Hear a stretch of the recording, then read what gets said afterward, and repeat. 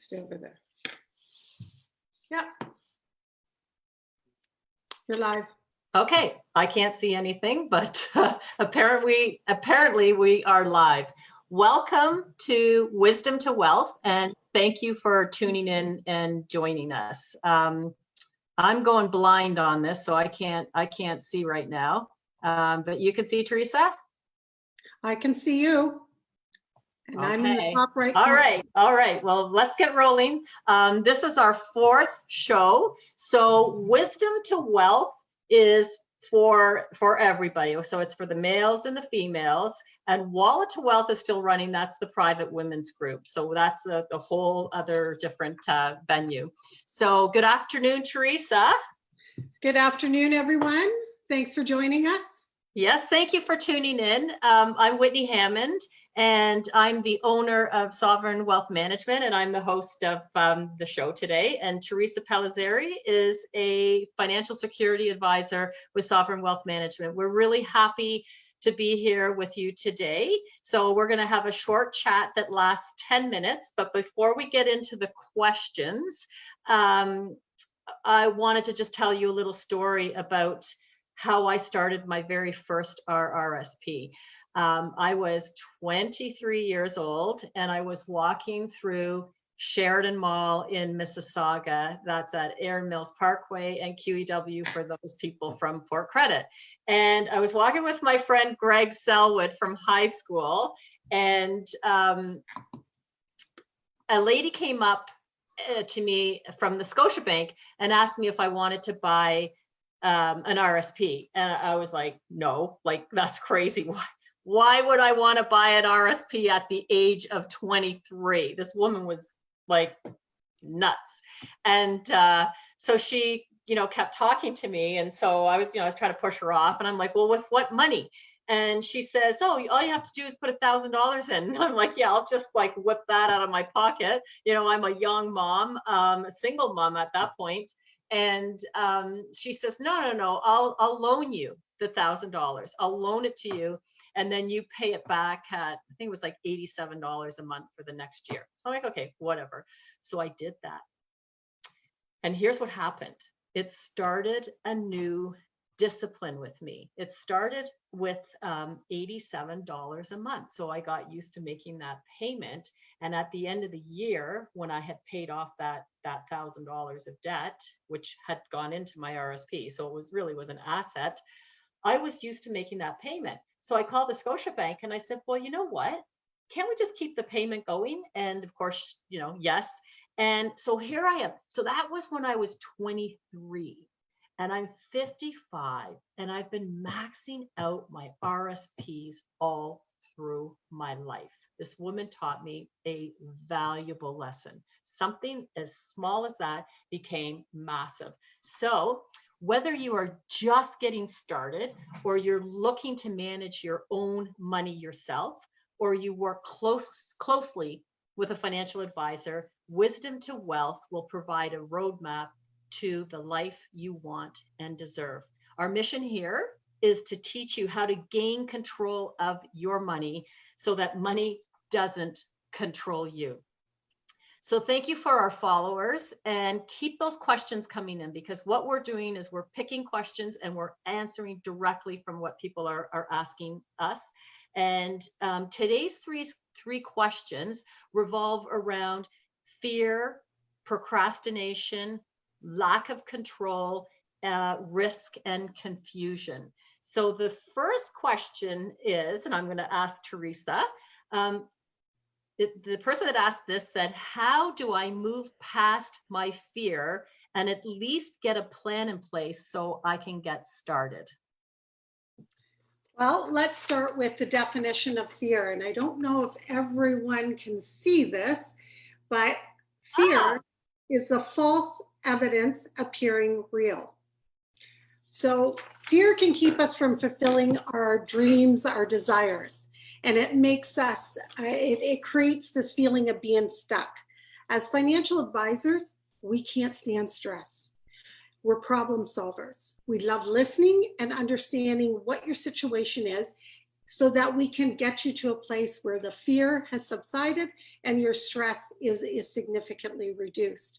I was chatting with a client, a fairly new client this morning, and she reminded me of our very first conversation, which by the way happened over the phone, not even in person, where she was sharing with me her situation as a newly separated, going through a separation, becoming a single mom, all the moving parts that were happening in her life. And she was full of confusion, stress, and emotion. And I made one suggestion to her. Why don't you stop, put all your assets and debts into a chart, get really clear, and then determine what matters most to you and go after those things. To this day, she says that was the turning point in her life, of her confidence level, her independence, because her husband always looked after everything in the past. And now she is very confident in her future. There is no fear, and she's pretty happy about just that one simple step. So we have the tools to help you get to wherever it is you need to go based on your situation. So that's how I believe fear needs to be managed.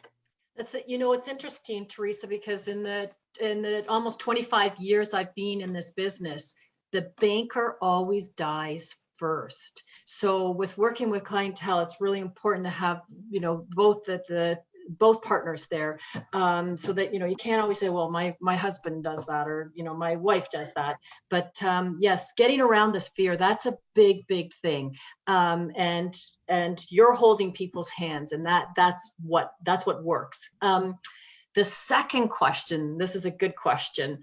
Will I lose control of my decision making as to how much I spend and how much I save? I think because people feel that their money is going to be taken away from them, and they, because they still want to buy their things. So how do you address that question?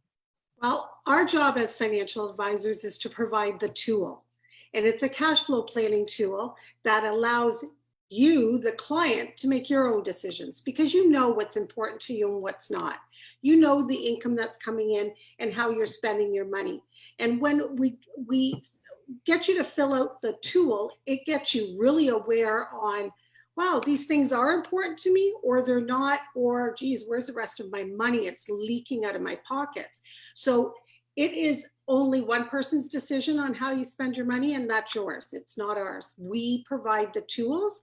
And then once you realize what your cash flow plan looks like, I would say 95% of clients are very motivated to do something with that extra money, so they don't spend it, and then they get in the habit of paying themselves first. Yeah. So, Pay yourself first. That tool, by the way, if anybody would like it, we do have people emailing in for it, and we're more than happy to provide you with that tool. And that is our own special burn rate tool. And I have been working with people because we will duplicate that scenario 1, scenario 2, and it's great. So anyhow, the third question is, I'm confused and nervous. How do I know if I'm doing the right things? There is a lot at risk if I take the wrong advice and the wrong actions. right. So, Whitney, I know our belief is that we are not here to tell people what to do. We're here to educate them so they can build confidence, awareness, and help collaborate to make the right decisions that suit them. So there's a process that we use for this, which is to help define your goals and your objectives, because that's at the end of the day what we're trying to do. This is a process we follow. We ask you 15 different questions that by the time we are done scores you, and I know this might be hard to see, but the overall plan is to determine your risk tolerance, what are you comfortable with, and what is your time horizon of when you need this particular money. So through that process, there are no wrong answers, so you don't have to worry, it's not a test, but it helps you think about the things that are most important and creates that emotion And then once we get to that point and understand that, we then recommend some funds that you can understand and relate to. They could be Apple, it could be Amazon, it could be many different companies, banks that you're well aware of that make sense to you. And then we get the plan in place. And from there, we monitor on a regular basis, particularly in the beginning, so that you can learn how do the ups and downs work. And through that, you become comfortable and confident, and you're making the decisions. We're not making them for you. We're making the recommendations and guiding you. And you're guiding them to be an investor. So, and that is a fabulous feeling to be an investor. I just want to close off here with one sentence. How do you become successful in life? Hang around with leaders. This is from Tony Robbins. He says, you become like your 10 closest acquaintances. Be careful who you're hanging around with. Hang around with people who you want to be like. Those are the best. Theresa, thank you for being with us today. And we'll see you all on Friday at the same time, 12 o'clock. Send in more questions. We'll be more than happy to answer. See you. Thanks, everyone. Bye-bye.